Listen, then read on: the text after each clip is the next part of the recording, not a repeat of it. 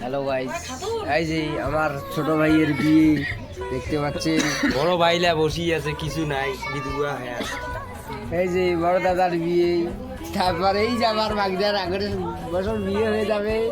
দেখো দেখো, অথচ কিন্তু তুমি পারলে না।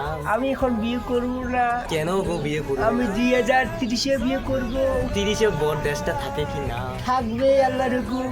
আল্লাহ রকম যদি আল্লাহ যদি বলে আমি কিয়ামত চালু করে দেই, দেব তাহলে তুমি আনারে কুমারী থেকে যাবে। থাকবো না, মনে আসার পূরণ হয়ে গেছে আমার। এইভাবে পূরণ হয়েছে, ও খালি ভূতে বিয়ে হবে না।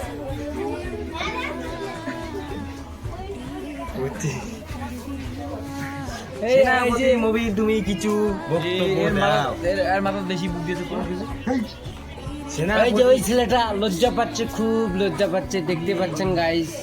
গাইস দেখতে পাচ্ছেন এই গাইটার, এই গাইটা বলে এই গাইটার, এই গাই বলে এই ছাওয়াটার বুদ্ধি মানে একদম দেমাগ নাই। হ্যাঁ ইয়া কি যেন কয়, মানে মোর এখন মাথা কালা আছে, কাজে না কথা বল, বিয়ে না হয়েছে আমার মাথাটা ঘুরে গেছে।